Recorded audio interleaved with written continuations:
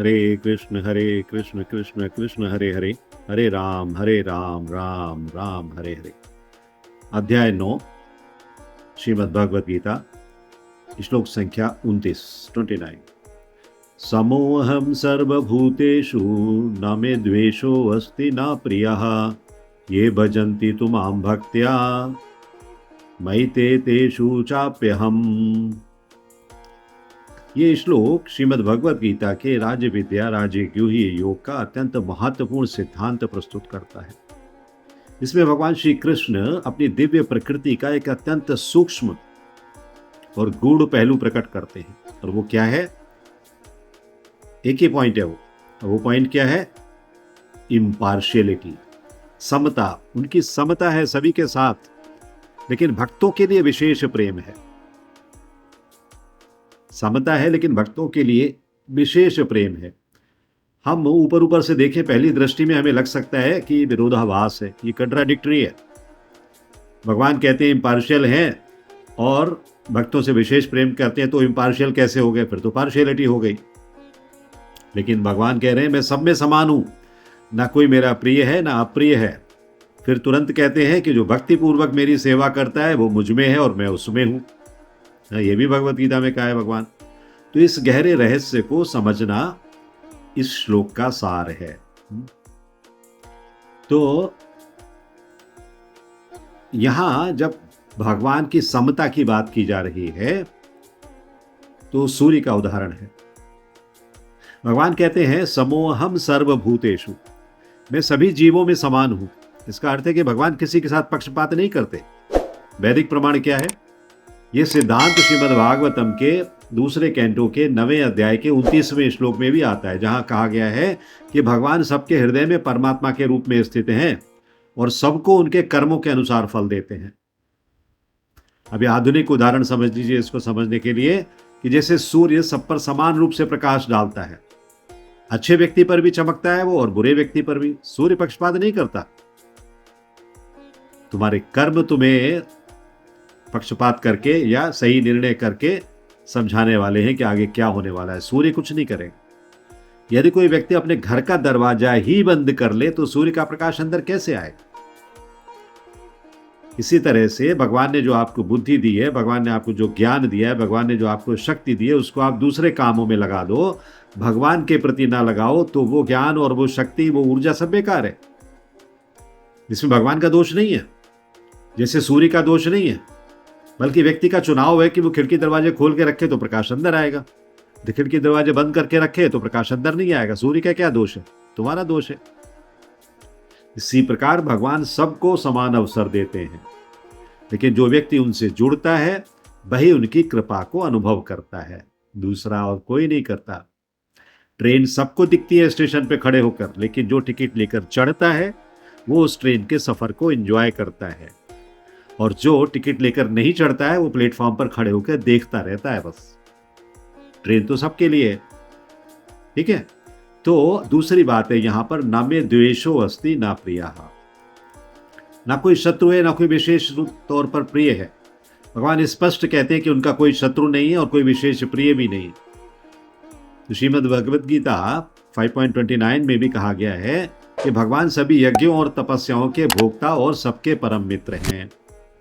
तो इसका दार्शनिक अर्थ क्या होना चाहिए?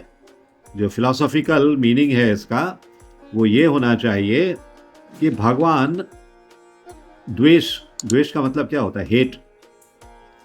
ऐसे गुणों से परे हैं। जो द्वेष है उससे परे हैं। तो क्या है? वे पूर्ण है, इसलिए उन्हें किसी से कुछ प्राप्त करने की आवश्यकता नहीं है। दूसरा गुण है उनका ये। इसलिए उनका प्रेम शर्तों पर आधारित नहीं होता है, स्वाभाविक होता है, दिव्य होता है, अपने आप से आता है वो प्रेम। और फिर भक्तों पर विशेष कृपा क्यों करते हैं भगवान, जब ऐसा ही है? तो सबसे महत्वपूर्ण भाग यहां पर ही है, ये भजन्ति तु माम भक्त्या। जो मेरी भक्ति करते हैं, जो माम भक्त्या, जो मेरी भक्ति करते हैं, और जो तू शब्द आया, ये भजन्ति तू, तो तू शब्द संकेत देता है कि अब एक विशेष स्थिति बताई जा रही है। किसकी? माम भक्त्या, मेरे भक्तों की। इसका रहस्य क्या है? कि भगवान का विशेष प्रेम पक्षपात नहीं है, बल्कि रेसिप्रोकेशन है। क्योंकि आप उनसे कर रहे हो इसलिए वो कर रहे हैं, दूसरा कर ही नहीं रहा है तो भगवान कहां से करेंगे? फिर कहता है भगवान पक्षपात कर रहे, तुमको तो कर रहे हैं, हमको नहीं कर रहे, तो कैसे करेंगे भाई? हा? तो आपने जो किया तो उसका रेसिप्रोकेशन भगवान ने आपको दिया। हमने कल के क्लास में भी चर्चा किया था, कल नहीं मतलब पिछले हफ्ते के क्लास में चर्चा किया था कि आप एक कदम चलते हो तो भगवान 10 कदम चलते हैं। आप एक कदम चलकर तो देखो, तो वो पक्षपात नहीं होता है, हाँ? वो रेसिप्रोकेशन है भगवान का। इसीलिए भगवान 4.11 में कहते हैं भगवत गीता में, ये यथा माम प्रपद्यन्ते तांस तथैव भजाम्य हम। श्रील प्रभुपाद भी उसको मेंशन कर रहे हैं। तो जो मुझे जिस भाव से भजता है मैं उसी प्रकार उसे प्रत्युत्तर देता हूं। तो अभी आधुनिक उदाहरण, आधुनिक जगत का उदाहरण देख लीजिए। एक शिक्षक है, टीचर, सभी छात्रों को समान रूप से पढ़ाता है।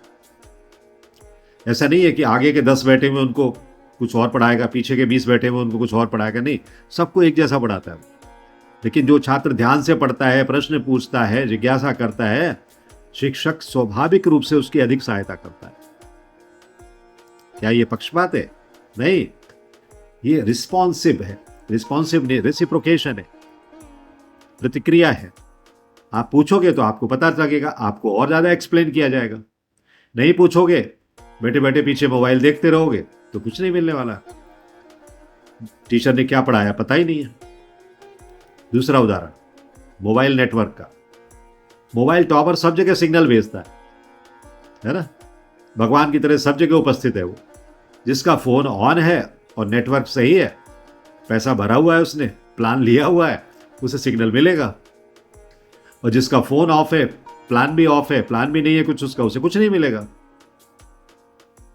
इसका मतलब है क्या? नेटवर्क का दोष है? नहीं, आपका दोष है।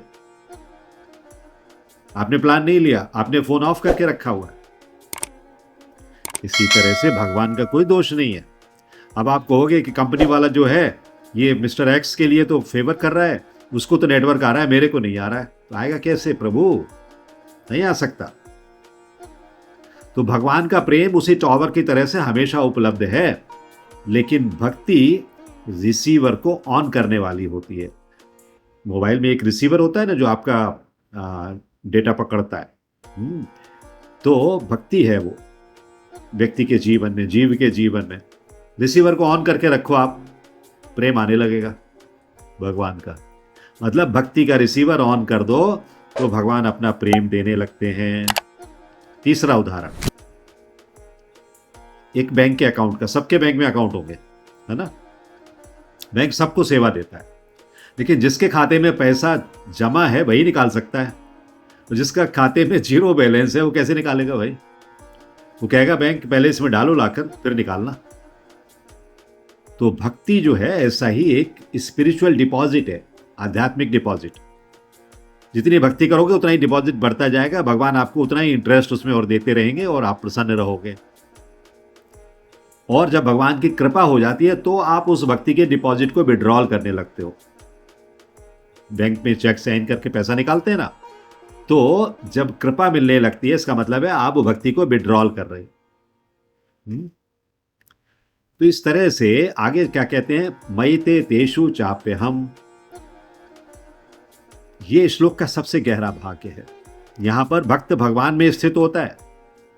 भक्त भगवान में स्थित हो गया मतलब उसमें पूरी तरीके से उन्होंने मन लगा लिया और भगवान भक्त में स्थित हो गए। भगवान को भक्त और भक्त को भगवान, बस इसके अलावा दूसरा कोई संबंध नहीं है। इसीलिए भगवान इसमें श्रीमद् भागवतम में 9वें कैंटो के 4थे अध्याय के 68वें श्लोक में कहते हैं, अहम भक्त पराधीनो। मैं भक्तों के पराधीन हूं, मैं भक्तों के वश में हूं। अम्बरीश महाराज की कथा आती है ना वहां पर जब भागवतम में, तो जब चक्र दौड़ता दौड़ता गया है, पीछे पीछे दुर्वासा मुनि के और दुर्वासा ऋषि जब पहुंचे भगवान के सामने, भगवान ने कह दिया मैं कुछ नहीं कर सकता, अहम भक्त पराधीन हूं, मैं अपने भक्तों के वश में हूं। आध्यात्मिक अर्थ क्या है? भक्त और भगवान को कोई भौतिक मिलन नहीं हो रहा है, बल्कि चेतना का मिलन है। भक्त की चेतना कृष्ण में हो जाती है, भगवान उसकी जीवन यात्रा में प्रत्यक्ष अनुभव होने लगते हैं, उसको लगने लगता है कि भगवान मेरे साथ हैं। यहां पर उदाहरण दिया गया है तात्पर्य में हीरा और सोने का। जैसा हमने तात्पर्य में पढ़ा है, भगवान क्या है, हीरे के समान है, भक्त जो है सोने के समान है।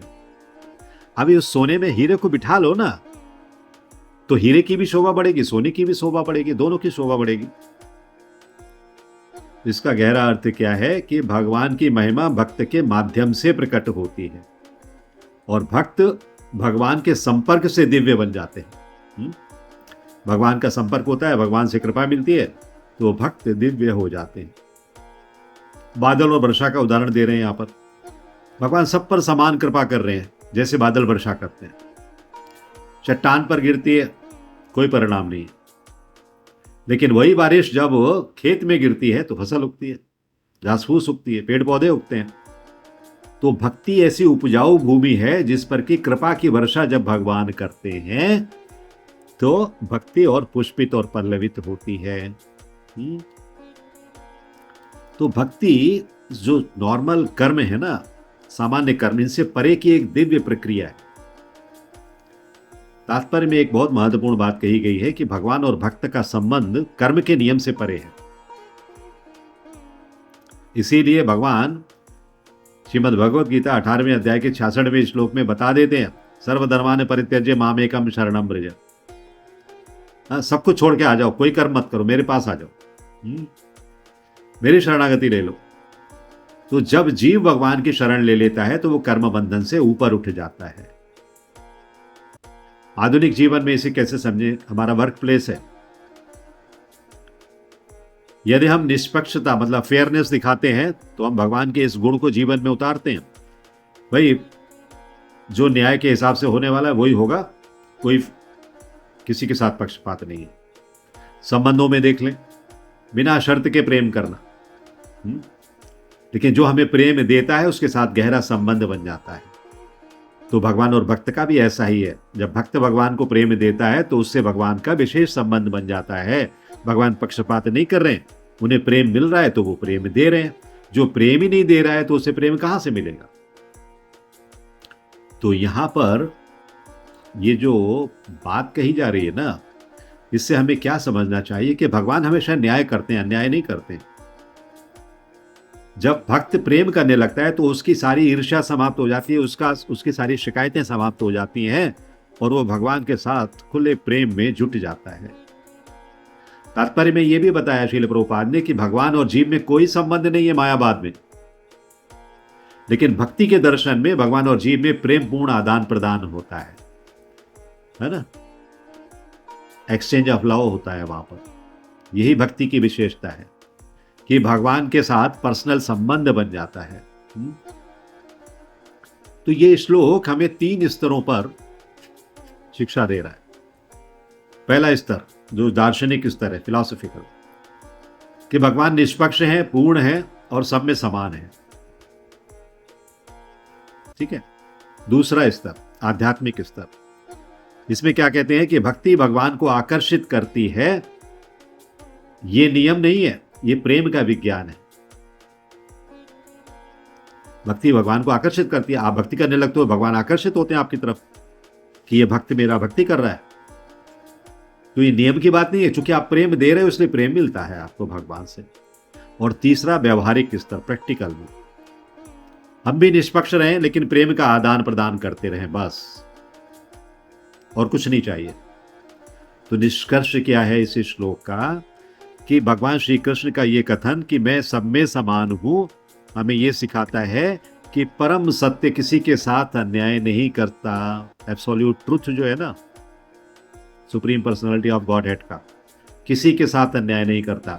और उनका ये कथन कि भक्त मुझ में है और मैं उनमें हूं, ये दर्शाता है कि भक्ति भगवान को अनुभव करने का सबसे सरल और श्रेष्ठ मार्ग है।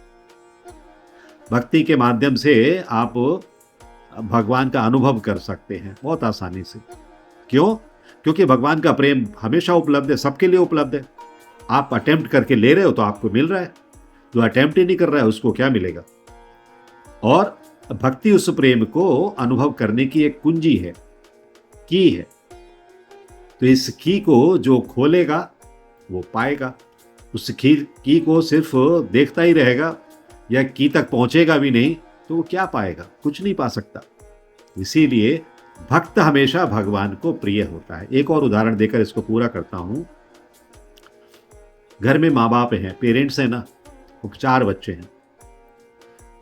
माँ बाप का चारों बच्चों से प्रेम है, ऐसा नहीं है कि किसी एक से ज्यादा है, किसी एक से कम है। लेकिन 3 नंबर का बच्चा जो है ना, वो इतना आज्ञाकारी है, इतना आदर्श है, इतना मतलब विनम्र है, माता पिता की बहुत सेवा करता है। तो उन बाकी के 3 को छोड़कर जो तीसरे नंबर का है, उसके प्रति माता पिता का आकर्षण अपने आप से बढ़ जाता है। ये ठीक है, ये मेरा पप्पू जो है ये बढ़िया है, ये सब कहना मानता है, सब काम अच्छे से करता है, तो इसको मैं जलेबी लेकर आया हूं, 1 जलेबी ज्यादा दूंगा, दे देते हैं। पक्षपात थोड़ी है, प्रेम है। वो प्रेम से सेवा कर रहा है, तो वो प्रेम माता पिता दिखा रहे हैं उसके लिए। ठीक यही बात है हमारे जीवन में, मतलब भक्त के जीवन में और भगवान के जीवन में। भगवान कोई पक्षपात नहीं कर रहे हैं, भगवान प्रेम पा रहे हैं तो प्रेम दे रहे हैं। इसलिए अधिक से अधिक प्रेम देने का प्रयास करिए, अधिक से अधिक प्रेम आपको मिलेगा, आपके सारे बर्तन छोटे पड़ जाएंगे, इतना प्रेम मिलेगा भगवान से।